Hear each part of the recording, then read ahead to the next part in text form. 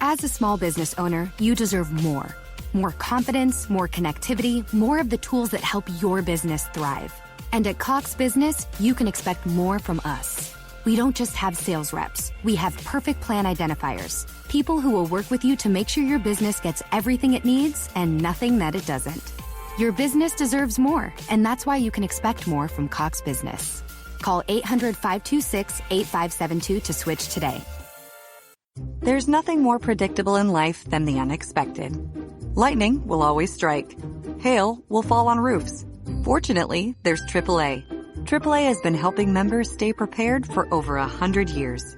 So when unusual storms, fallen debris, or sudden leaks happen, you'll be covered. Check, check, and check. Get the home and auto insurance you need by talking with a AAA insurance agent today. Visit AAA.com/insurance or stop by your local AAA store.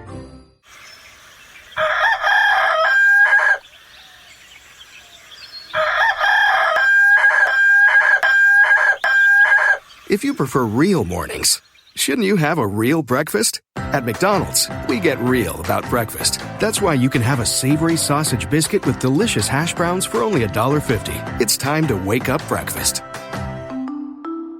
Single item at regular price. Prices and participation may vary. Cannot be combined with any other offer or combo meal.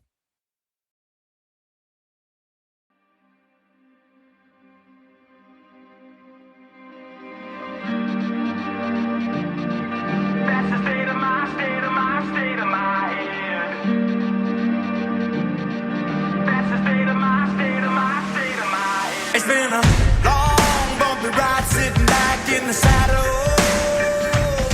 It's time to get down, dirty up our knees in the battle. Oh, come on, round up the boys, gonna make the walls rattle. Oh, our flag is tattered and our bones are shattered, but it doesn't matter 'cause we're moving forward. Round them up, let's go. Round them up, let's go.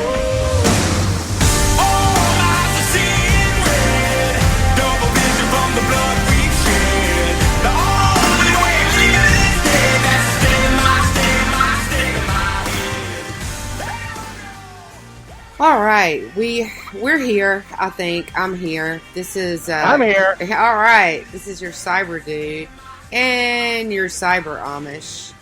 You know, I don't think there is anywhere else on any type of radio, including internet, that you can find a girl that's a dude and an Amish guy that's a dude doing a radio show about cyberspace. Yeah, that's pretty niche. You know, that's for all 12 of our fans. That's 20. How you doing, Lou? How you been? It's 20. It's not 20. 12. It's not 12. It's 20. We've doubled. Yeah, but we love all 12 of you, or 6, or whatever, that are in the chat room right over the world. Yeah, exactly. And it's a mad world. I'm doing pretty good. I'm a little bit, I'm not quite right. I'll be honest with you. Well, we always knew that. Well, yeah, exactly. But I'm even more not quite right, which actually, if not quite right me is not quite right, that means I might actually be right. Huh. Quite right. Not quite right me is not quite right.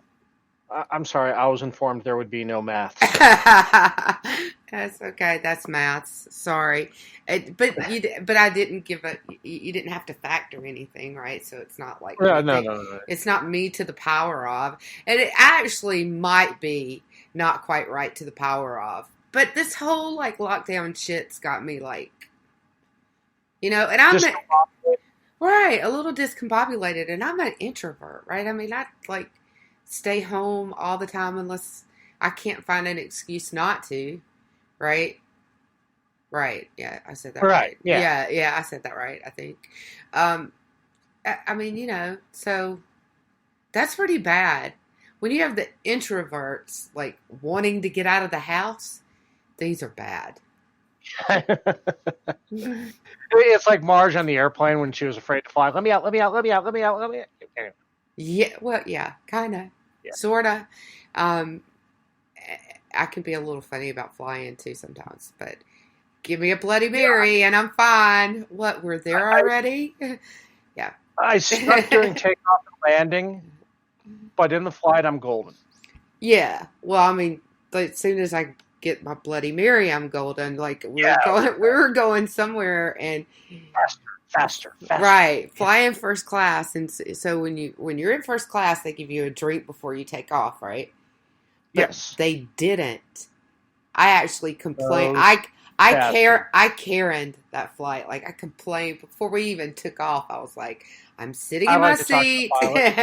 No, I just like sent an email to like customer care at Delta. I was like, I'm sitting in my seat. We're about to take off. I'm in first class and I haven't gotten a drink yet. And I'm supposed to have a drink before we take off because it's how I fly. That's how I get off the ground. If I'd known they were going to do that, I'd have drank in the bar, right? If I'd been flying coach, I'd have been in the bar before we took off, but I wasn't. Anyway, so cyber stuff. Wow, things are crazy. Like, I don't know. We're definitely not going to get through everything that we have to talk about tonight. And I mean, I know that we're not, even if we like try to rush through it, but it's like, I felt like it was a fire hose in the face when we were prepping a little bit, because just like what's going on in the cyber world, absolutely everything. Yes, always. You know, and we talked about this months ago about how being an election year, this was never turning off. You know, the spigot was open and it was just gonna keep going. Yeah, it's like it, and well, I mean, so let's get into it. So you reminded me, speaking of being a little bit off, you reminded me that we did actually talk about the law firm that was hacked last weekend or whatever, the celebrity law firm in New York that was hacked. Yeah, it's a Grummanshire, Mazelas and Sachs. They're a big New York law firm that, you know, their clients are like Lady Gaga and Sony Pictures, Vice News. Yeah. So and they got hacked with a little bit of ransomware and claims that they had 756 gigabytes of data stolen, and they are demanding $21 million in ransom to restore order. And follow up on this, we talked about this last week. The follow up on it is that they've now upped it to $42 million, and they've leaked 2 gigs worth of what they say are Lady Gaga's legal documents, but they say they have dirty laundry on Trump, which would be amazing because Trump never used them as a client. He never used the law firm in any way. He was never a client of theirs. So take that with a boulder of salt. Well, yeah, and they dumped a teaser for that too, evidently, according to Forbes, right? So they dumped a teaser for that too, and they put it, of course, it's on the darknet, but so they dumped a teaser for the Trump stuff on the darknet, and Forbes talked to someone who had taken a look at it that said it's total garbage, that it looks like they, you know, just did a search for every email that contained the word Trump, including Trump being used as a verb, Trump with the lowercase t, right? So it's not even a capital T on Trump, and so I mean, you know, it's like somebody who did not just a search but a sloppy search through the information and put it out on, but it obviously read to me like, okay, these guys did not get enough attention for their hack. So they were disappointed in the amount of attention that they got. So they pulled a bunch of emails with the word Trump in them and dumped it on the darknet and said, we got your dirty laundry and we're going to put it out there. And oh, by the way, we'll up. So they went from, did you say 25 to 42? Yeah. So Trump. Yeah, they pretty much doubled it because of this Trump data. But Trump's dirty laundry is only worth $17 million. You've really? Yeah. They're desperate. And, right. you know. Well, this just they're trying to pull a Gosifer and not They very are good at it. they definitely were trying to goosifer themselves, which I mean you have to have like you have to fish Podesta before you can goosifer yourself. You have to actually right. You have to have the Yeah, shit on Wasserman Schultz before you can goosifer yourself. yeah. I mean, you've got to have the docs, You gotta you have the know, docs. Yeah. and I mean, if you're pulling $2 million for Lady Gaga's legal information, and then you're saying, well, Trump's only worth another 17, you ain't got shit. Right. Well, exactly. That's just it. But they threw the name out there. It's an election year, and oh, by the way, maybe we'll get famous because all hackers are fame fags.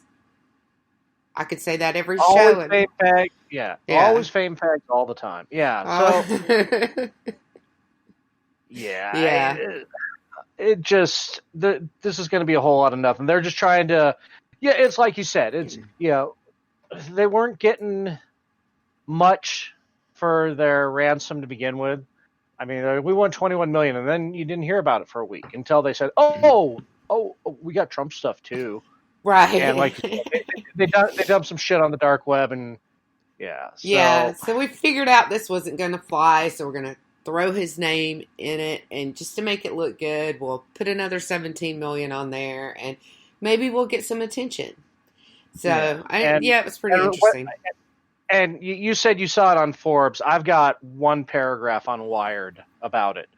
So they're not getting the attention that they wanted. They must be the most disappointed fame fags ever.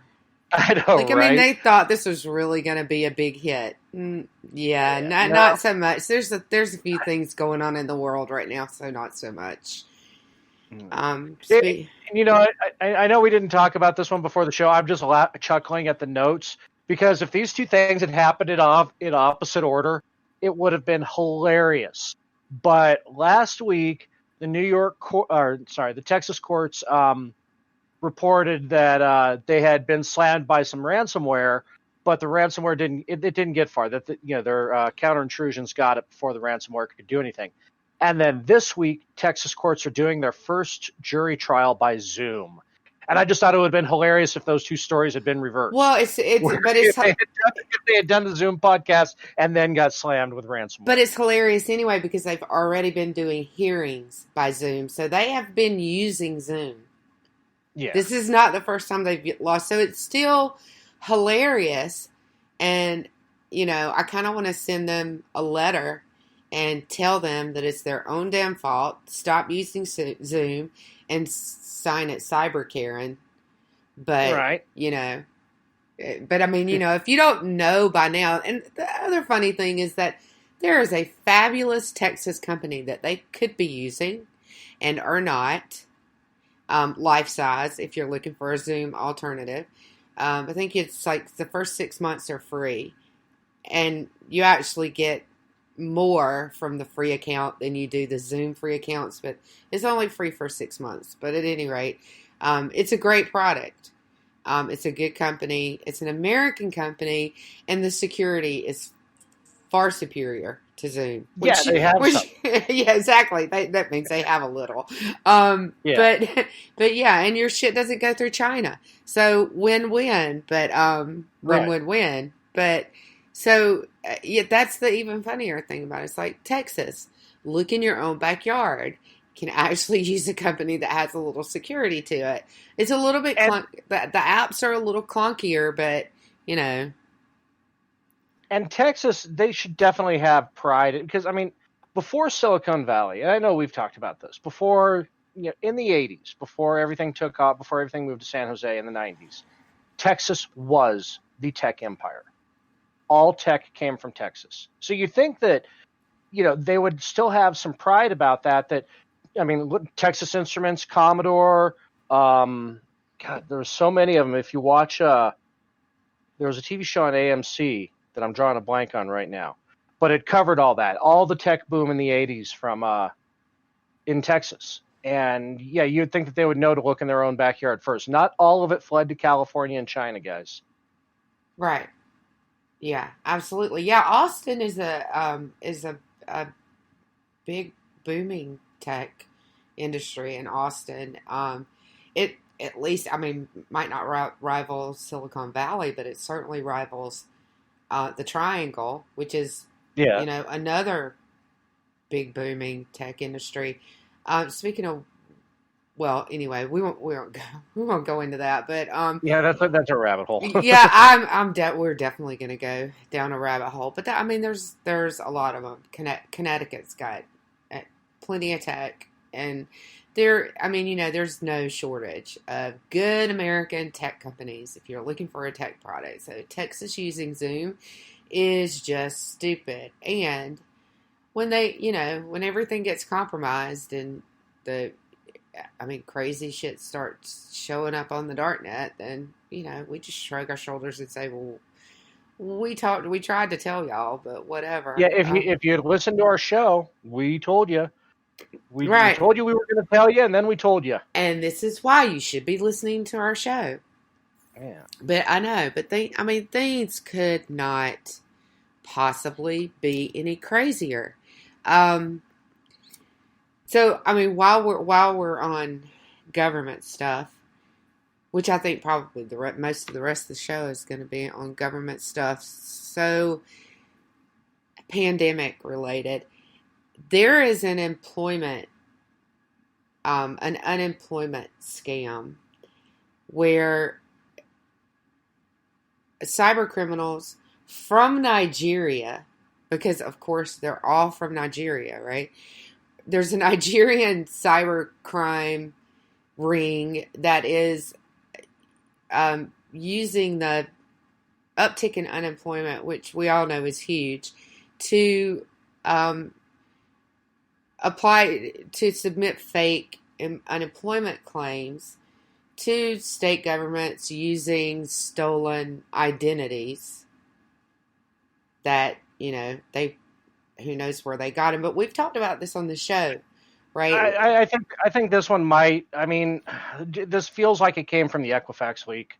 It really does, because I mean, this is with Social Security numbers. So yeah. But in Washington State, Florida, Massachusetts, North Carolina, Oklahoma, Rhode Island, and Wyoming have seen a huge increase in unemployment benefit fraud from this cyber criminal ring. Yeah, and Equifax would make sense. There have been some healthcare companies that have been hacked and given up Social Security numbers as well. There was something not too long ago that gave up Social Security numbers, but yeah, it could. I mean, you know, but we talked about stolen identities and the risk that runs to the economy and to national security and just to the country overall when we hit things like this, like when we're in a vulnerable position, the way that state actors or cyber criminals could use that. Right? Do you remember those? Because we talked about it on a couple of shows, probably. Oh yeah, almost a year ago now. But yeah. So it's. I mean, you know, we've discussed this, and it's. I mean, it's. I hate to say this, but it's kind of a brilliant scheme, because I mean they've probably had this information for quite a while and just kind of sat on it, waited for the right opportunity. Yeah, Washington State is claiming a 27-fold increase in fraudulent claims between March and April, right, according to the Seattle Times. I think that is enormous. And before we came on the air, one of my friends mentioned in Discord that he had just been notified that his Social Security number was used to create a fraudulent unemployment claim, and he lives in Washington State. Wow. So... Yeah. Yeah. Right. So, I mean, you know, that's just it. And unemployment claims, I mean, you don't have to watch the news but 5 minutes to know how high they are. It's 20 million. Almost. 36 million right now, but yeah. 36 million. That's a lot. That's, yeah. Yeah, in a matter of what, six weeks or something like that. Yeah. I mean, if you want to break it down, you want to say 6 weeks since the first guarantees from the government from the shutdown started to be announced. So in 6 weeks, this ring was able to get it together, get the, like you said, they'd probably been sitting on them for a while, waiting for an appropriate use, but to be able to hit some of the states that are suffering from the most unemployment at the time too. And Washington State was one of the first ones to shut down, along with California being the first. Right. So North Carolina is kind of interesting because that one seemed pretty random because they're not, I don't know. Oklahoma too. Yeah. That might be a clue to the database that they have. Yeah. But so yeah. Well, I mean, we talked about it. New Jersey was looking for COBOL programmers a few weeks ago because their unemployment system was still written in COBOL. Yeah. That's a good point. It might have something to do with the systems. And that's kind of a really good point. There's no way to really tell I don't know what those states have in common, but there's probably some commonality there that appealed to the cyber criminals themselves. So there's probably something about the system. Maybe probably the ease of filling out a form on the website. I know California is difficult. Well, North Carolina is almost completely online, so they're a very online heavy. Now, when I was there, they would mail you something, right? So you fill it out, and then you get something in the mail, and you had to put in a PIN and something like that. But they could, there's probably a way around that with the scam. But so, I wonder what the commonality is, because there probably was one, and that they probably did some recon to determine what that was, and to find the ones that they wanted to go after. So I think that's really interesting. What else? I just started chuckling to myself on this, is that now the Nigerian princes are trying to get states to get to send them money. Right. Yeah. To give them their pay. Yeah. Right. Exactly. So, they're not. Yeah. They couldn't get it out of individuals, so now they're going to try to get it out of states. Yeah. That. It reminds me of the meme with the Nigerian prince that died, and the one that died, or the Nigerian guy that died, and they found all the money under his bed or whatever. Yeah. Yeah. Right, I remember that. Yeah. That guy. Don't be that guy. So, what else did we have? We had so much friggin' stuff. We got the European supercomputers. Oh, let's talk about that one after. The State Department of Treasury emails. Well, let's talk about that, because we only have a few minutes before break. Let's talk about the bug bounty group that has cut off the Apple bugs. That was one of the things that you sent me.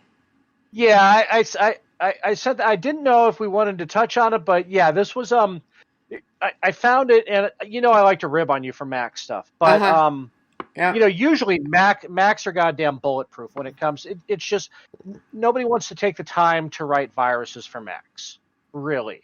In this one, Zerodium, and what they do is they provide bounties for bugs. If you report a bug and they find it, and it's a 0-day exploit and so on and so forth, they'll pay you cash for it because it helps the developers fix their security. So, but in this one, they just announced they will no longer be acquiring any new Apple iOS, LPE, Safari, or RCE or Sandbox escapes for the next 2 to 3 months due to the high number of submissions related to these vectors, meaning they have been overwhelmed with people reporting security flaws in Apple that they can't take anymore. Yeah. They can't. So, it's not good for Apple.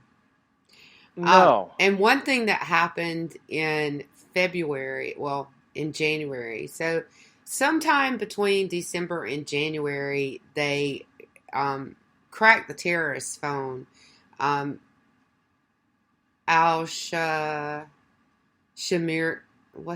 I can't remember his name now, but the Pensacola shooter's phone. got cracked Yes. by the DoD, or the FBI. I think it was probably the DoD. Right. Yeah. Between well, and the DoD's the one that does the phone cracking most of the time. Between the end of December and in January, and then right after that, Apple rolled out a new iOS.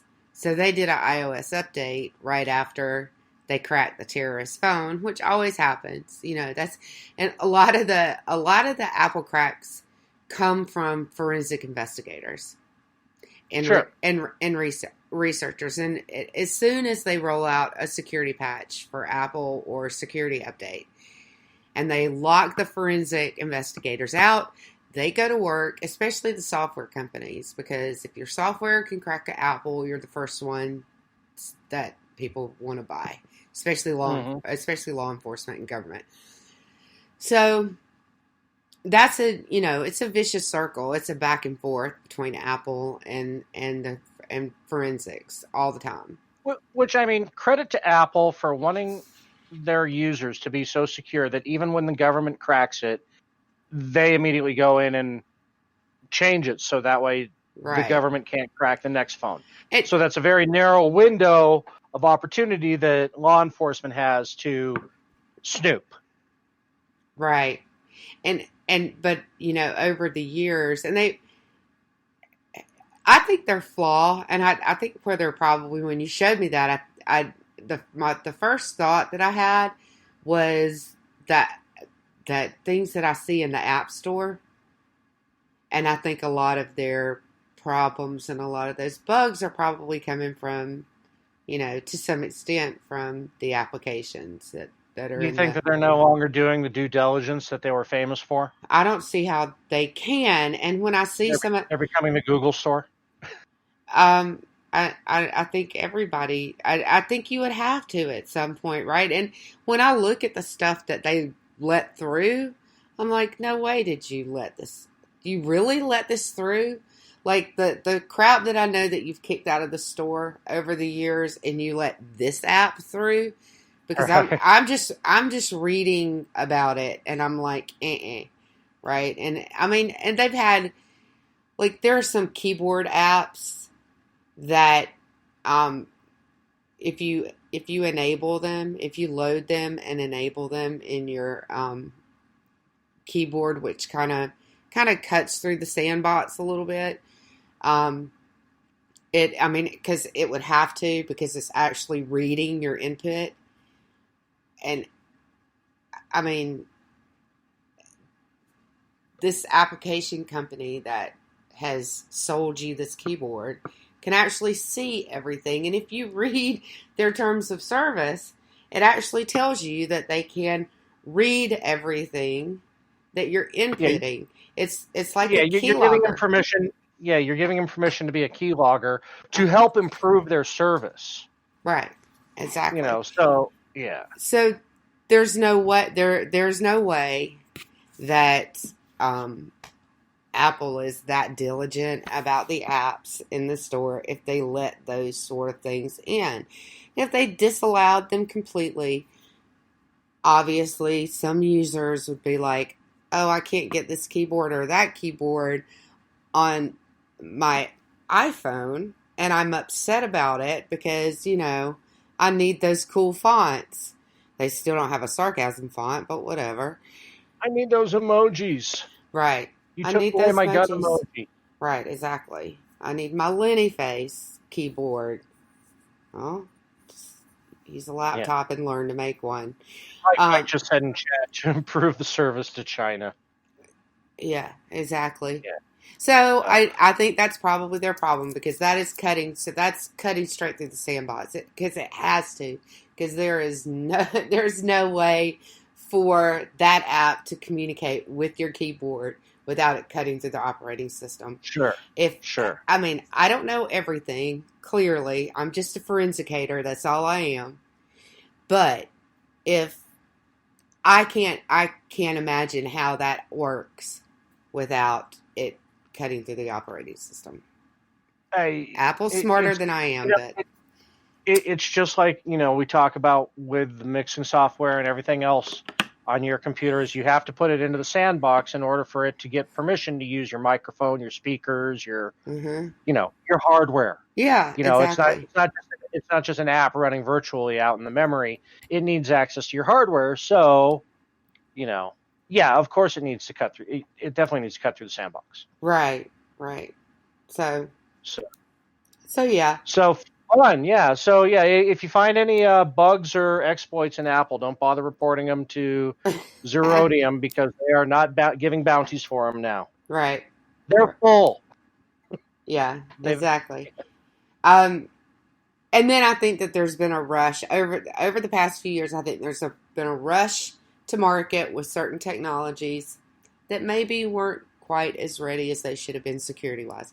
So, that's what cracks me up. It's taken them 3 decades to get good voice recognition and TTS software, but video conferencing like Zoom, we got that hammered out overnight. Right. Yeah. Yep. It's just about the dollar amount that it's going to bring in, probably how many resources you put into R&D. All right, so we're going to take a break, and we're going to come back just to tie this all together, and talk about some other horrible thing that works on Apple. So we can all be afraid of our iPhones now. All right, we'll be right back. Here's your favorite song.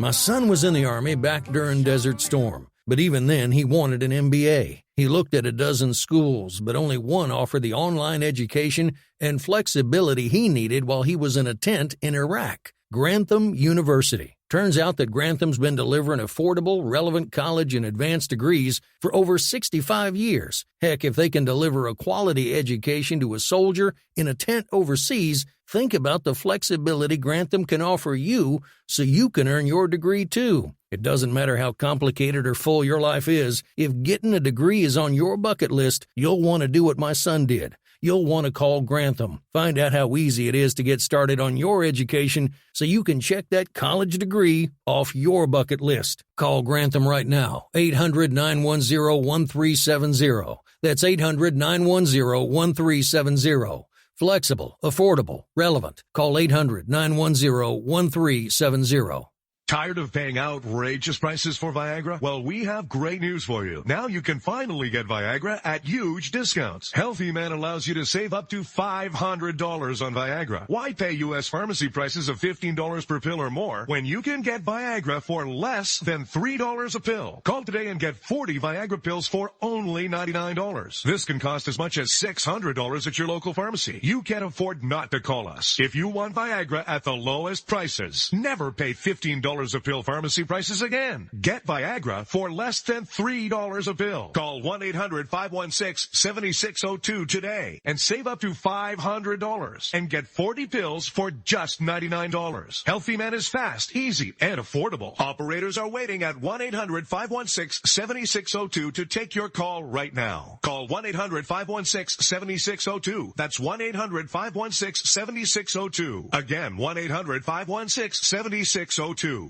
Attention business owners and independent contractors. This is a money-saving message from Tax Mediation Services. If your business owes $20,000 or more in taxes, we can help you today, right now. Listen, dealing with the IRS is no picnic. It's an intimidating and extremely stressful process, and you don't want to go it alone. Our attorneys know every law, every tax break, and every possible opportunity to help you resolve and reduce your tax debt. And if you owe more than $20,000, $1,000, you may be at the top of their hit list. So don't take your tax debt lightly, because it will not go away on its own. The IRS can seize your bank accounts, your home, and even shut down your business. Call our tax experts today at 1-800-783-0810 and let us deal with the IRS while you focus on your business. That's 1-800-783-0810. Again, that's 800-783-0810.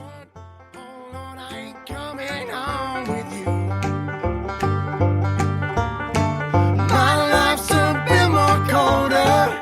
Damn, wife is what I told her. Brass knife sticks to my shoulder. Oh, babe, don't know what I'm gonna do.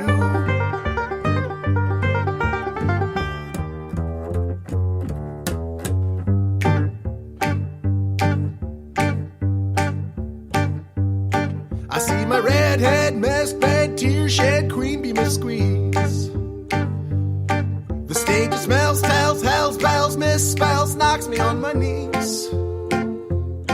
It didn't hurt, flirt, blood, squirt, stuff, shirt like me on a tree. After I count down 3 rounds in hell, I'll be in good company.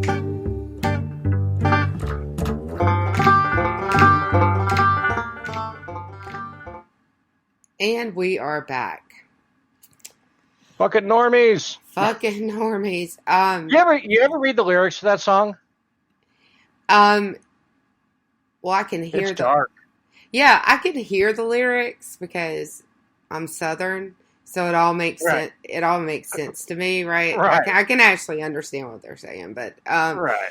but I didn't realize what it was about until I found a live video of them, and the kid that plays bass, the mini stand-up bass that he actually Right. carries around his neck, which is like pretty cool.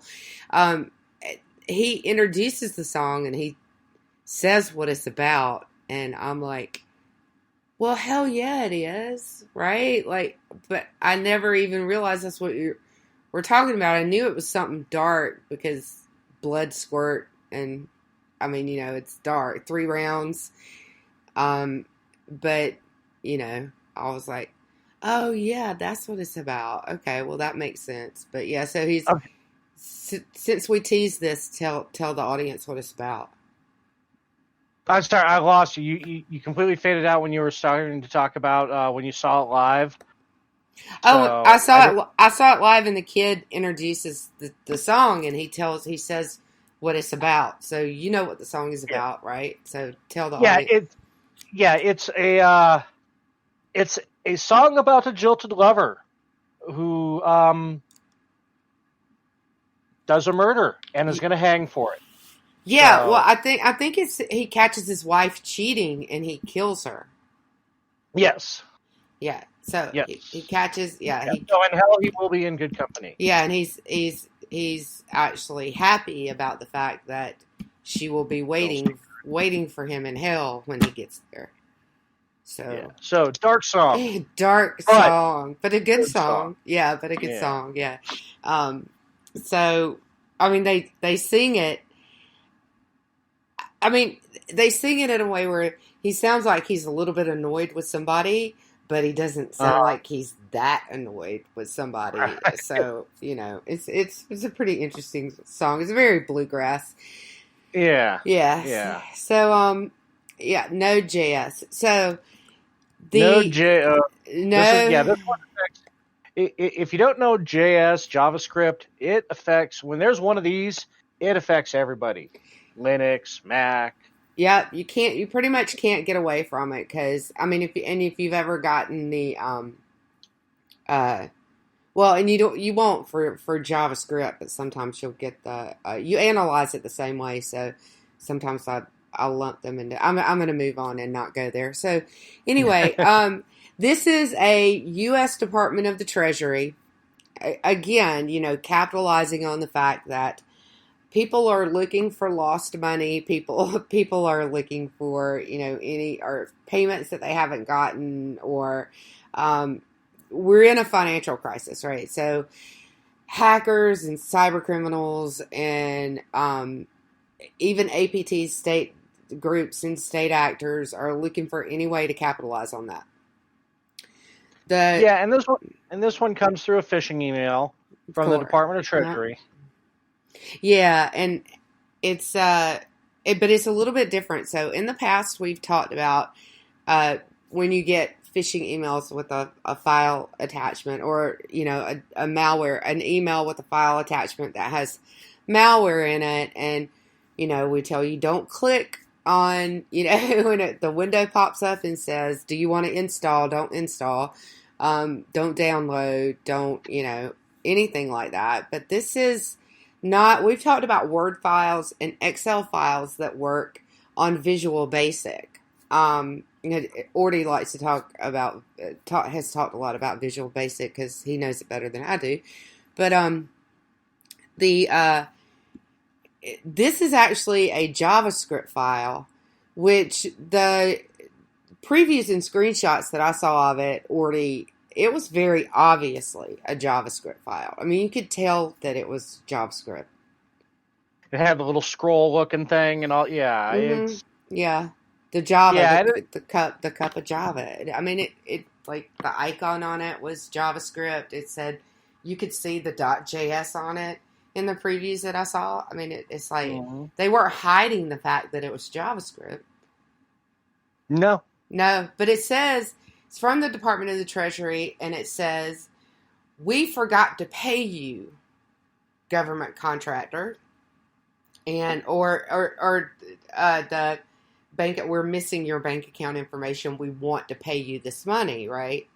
Which, first of all, the government never wants to pay you money. Right, and I don't think the Department of the Treasury does those payments anyway. Now, if you're watching the news, it's been the Treasury Department that's been talking about everything, but really talking about the unemployment funds and how people go about getting those and how they go about getting their SBA loans and all of that stuff. So someone not from this country might be watching our news and going, oh, that's the Treasury guy. That's how Americans get their money, is through the Treasury. So this is how we'll target them. But that's not how we get our money. We get our, like, government contractors, I think, get their money from the general services, right? Well, either that or they'll get it through whatever department they have the contract with. Like if it's Department of Transportation, all of these agencies have their own AR and AP in them. So, they have their own accounts receivable, and you do business with them, and then they do business with the Treasury. They're kind of a middleman in that regards. But so any foreign actor who doesn't know, because their country all comes out of one central treasury, thinks that our money comes out of all one central treasury. Right. Absolutely. It all comes from the central bank. Well, not in this country, but this would seem to tell you that these guys aren't from around here either, probably. Right. So, I do love this. So, contractpayment.jar. Exactly. Oh, yes. Please fill out this form. Yes, it's a .jar file, which is a JavaScript executable file. So it's like if they sent you a, here's your contract form, please fill it out, and it said .exe at the end.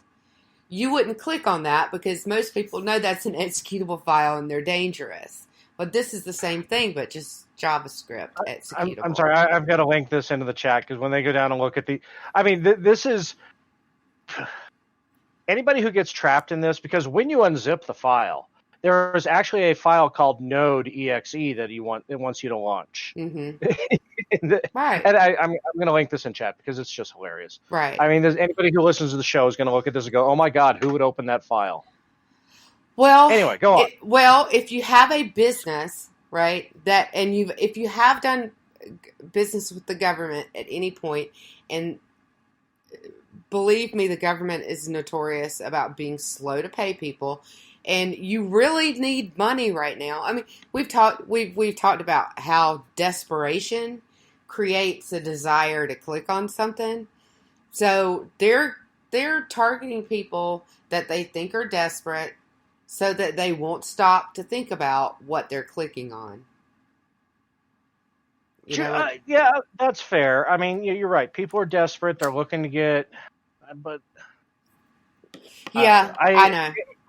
I don't know. Maybe I'm just getting too coastal elitist on this thing, but it's like I'm looking at it like, who would click this? Well, I mean, But they also, so let's just assume for a even moment my that mom this, would know not to click this. even your mom wouldn't, right? My mom would be on the phone with me saying, "What is this thing that I got? Is it okay to click on?" No, Mom, it's not okay to click on. So, at any rate, let's assume for a moment that they are also from Nigeria. Okay. Most of Sure. most of Africa doesn't even have the internet. So Fair. they are applying our desperate people to their desperate people, right? So they are the ones being coastal elitist about it, thinking that people will click on this. I would be willing to bet that this particular email didn't really do that well, but I don't know. Did they have any statistics on how many people clicked on it? I didn't see any. You know, what's funny is that this was this phishing campaign was actually discovered by abuse.ch, which is a Czech cybersecurity firm, and it was verified later by Trend Micro, and you know what command and control servers it uses. But I mean, this one, it doesn't say that anybody. Let's see. According to Trend Micro's report, once QNode service is installed, it'll have full control over your computer. But then it'll try to update itself, steal passwords and everything. It's like they caught this one out in the wild before it actually did anything. 'Cause I don't see where anybody actually fell for this. Okay. Well, I guess that's good, right? Yeah. The fact that it has a .jar attachment might have made it get like kicked out by most of the spam by most of the email servers that it tried to hit anyway. It might have got like completely kicked out by the spam filters. I know if I was setting up a spam filter, I would definitely be kicking out anything with the .jar right attachment. You know, in this case, though, you know, thinking about it too,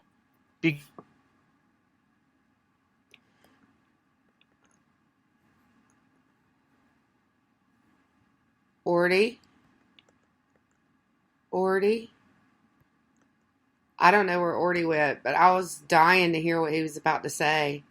Unless they're playing Facebook games or, yeah, I don't know many people who have it on their computer. I don't see it anymore.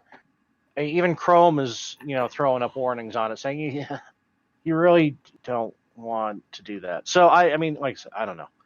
I'm not in the JS programming field, so I don't know how many uses it still has, but I haven't seen much use for it out on the web beyond Facebook games. JavaScript itself?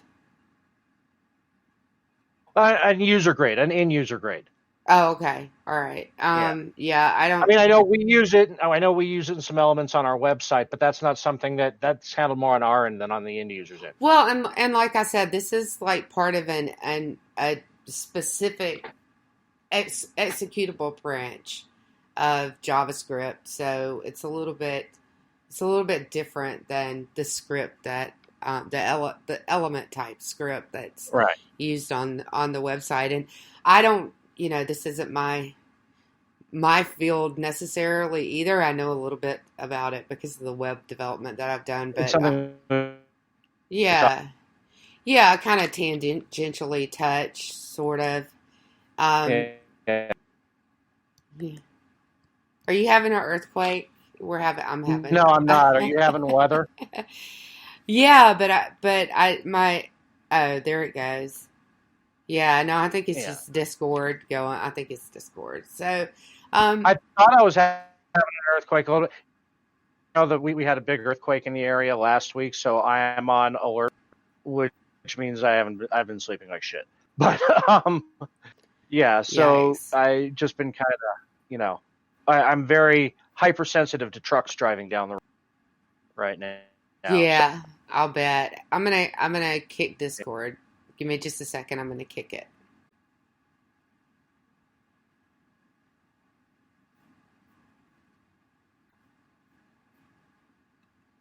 All right. right, so maybe it is my weather. You back with me? Are you back with me, Orty? I'm here. Can you hear me? Yeah, it might be weather on this end. I don't know, but if it is, it's my ISP. It's not inside my house. So, um, let's kick this thing around a little more. So that and I think we mentioned that the .js or .jar malware works on everything: Apple, Linux, Windows. yeah, you name it, it's going to work on it. So you don't ever click, you guys, on a .jar file. Never open anything. .jar. Yeah, .jar, .js. Don't open it up if it's got the little coffee cup with the steam coming off of it. You don't want to open that file. So Yeah, don't do it. yeah. So the other thing that we had to talk about this week was well, we had a couple of things, but there's some European supercomputers were broken into. I'm hoping Orty can hear me. Yeah, I can hear you. Okay, good. You're breaking up a little bit, but I can. Yeah, and you are too, even when it's like strong on the send, but we'll just push through it. So hopefully everybody can hear you introduce this though, because I want you to intro this one. Yeah, in the last week, several European supercomputers have been hacked. And these are ones that are part of, some of them are with the European grid infrastructure, and they're number crunchers. They're the ones run physics programs, complex fluid graphic, all very high-end number crunching machines. It's not the ones that play chess, but I mean, productivity supercomputers. And several of them, it looks like 5, maybe 6, have been hacked in Germany, UK, Switzerland, Spain, a couple of them in Germany. So, did you get a chance to read any of this one? Yeah, I did look at that, and but they do, like, they're number crunching machines, but they crunch important numbers, right? They keep certain things running. Like, yeah, and what it looks like, like people were interfering with COVID research or anything like that. What this was, somebody hacked them to do crypto hash. They were mining crypto. There? Yeah, we're here. Yeah, so they were hacking the computers to use them to crack the crypto hash. Yeah. So they were just pretty much they were mining cryptocurrency on them. Oh, they were actually using the computers to mine. And yeah, we've talked about that before too, right? Yeah, we talked about that, with people using like folding software that, it can get piggybacked where, someone would be using my computer to mine crypto without my knowing it. Yeah. Hacking supercomputers to mine crypto, that's pretty ballsy. Yeah, and that's actually another JavaScript malware it's not a .jar like ransomware or malware like that, but it is a JavaScript malware, and some websites that you visit sometimes they have that same kind of malware on them, and they're just, while you're on the site, they're using your CPU to mine crypto. And it sounds like they were doing something similar with the supercomputers. They just hacked them and dropped the right script on them and used them to mine crypto.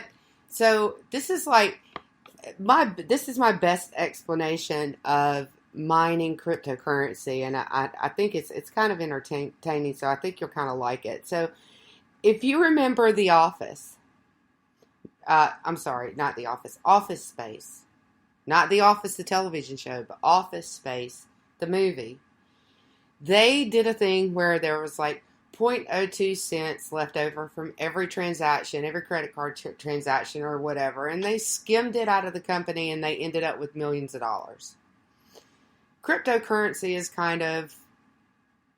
mining crypto is kind of the same thing. There's like a fraction left off of out of transactions, and the software just searches the internet for that money. It collects it, right?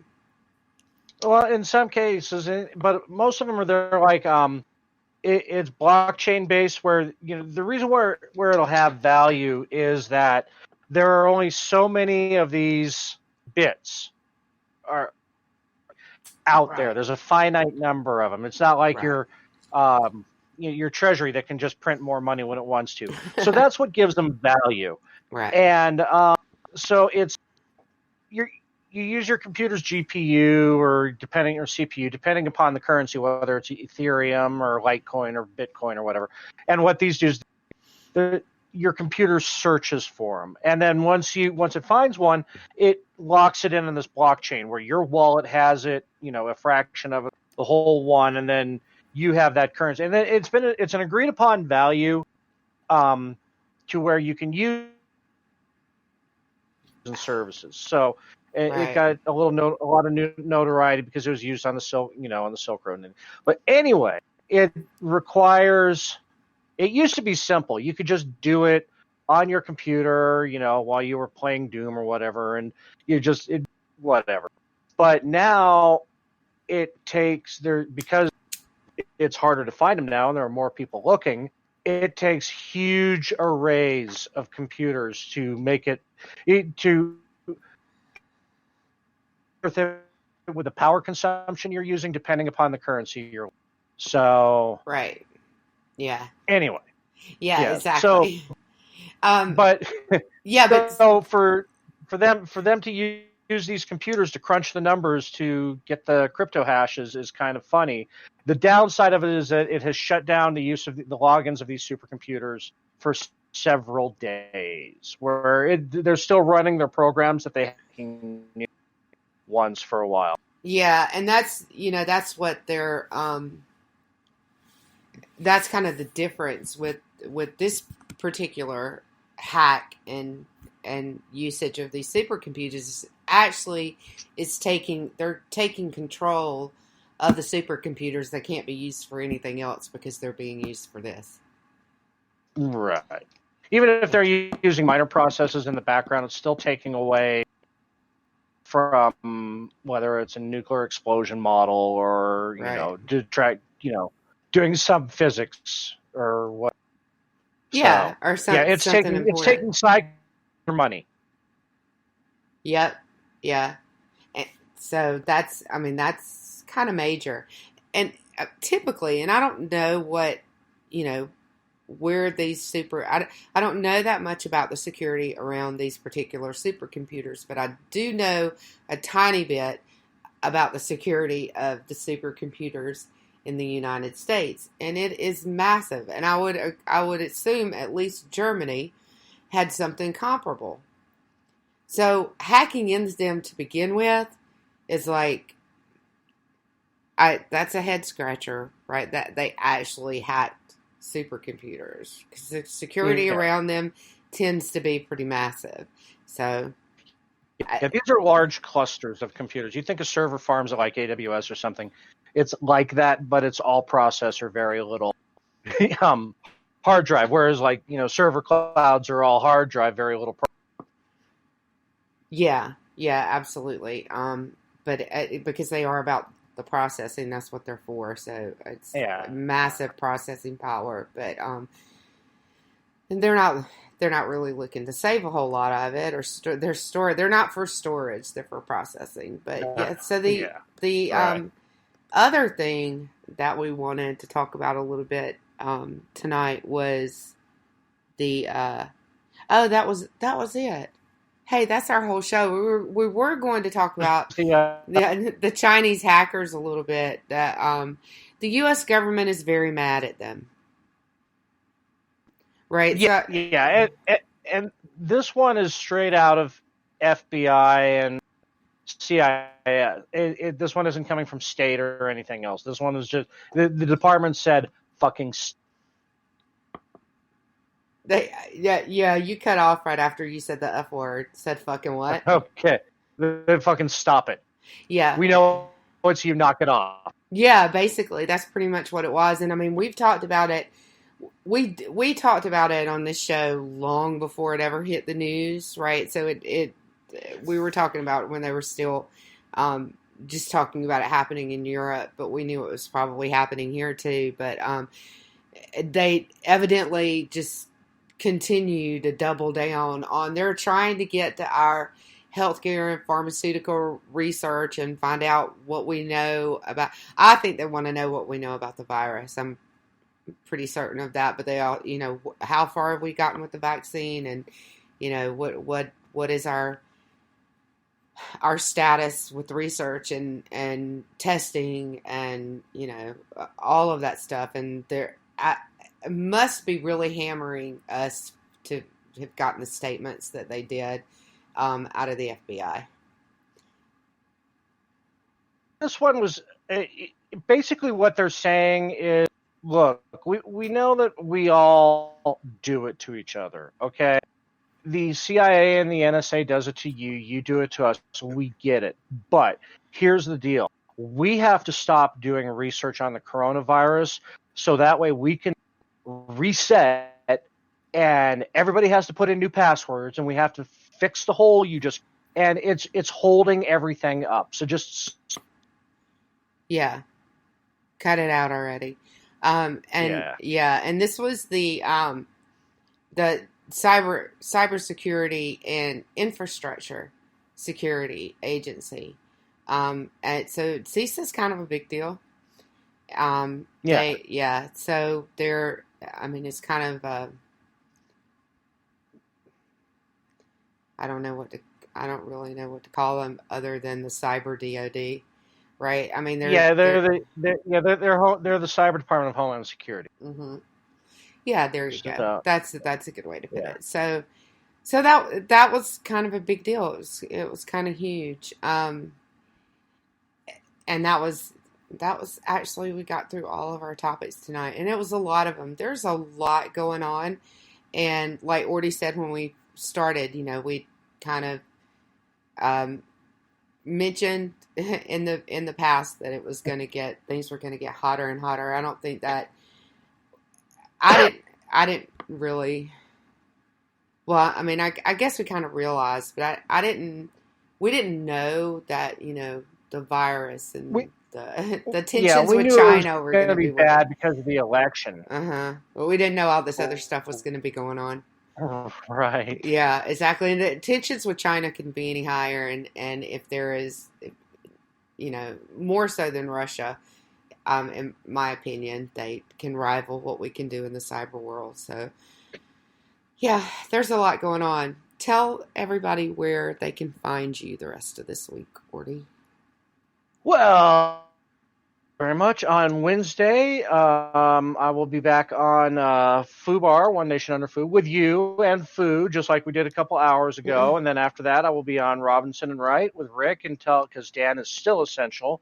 And on Thursday, I've got the Culture Shift with Brad. And then back at it with you on.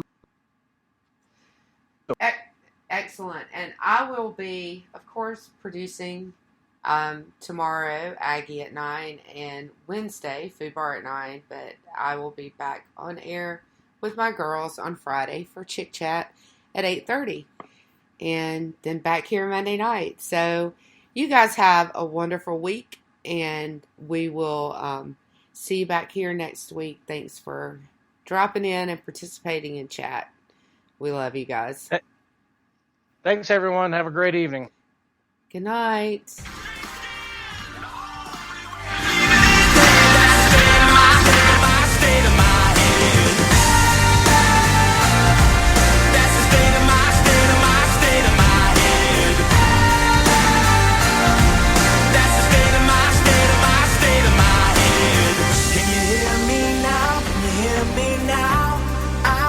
Coming back from feel me now? Do you feel me now? I'm breaking down your door. I'm not speaking under my breath, 'cause the heart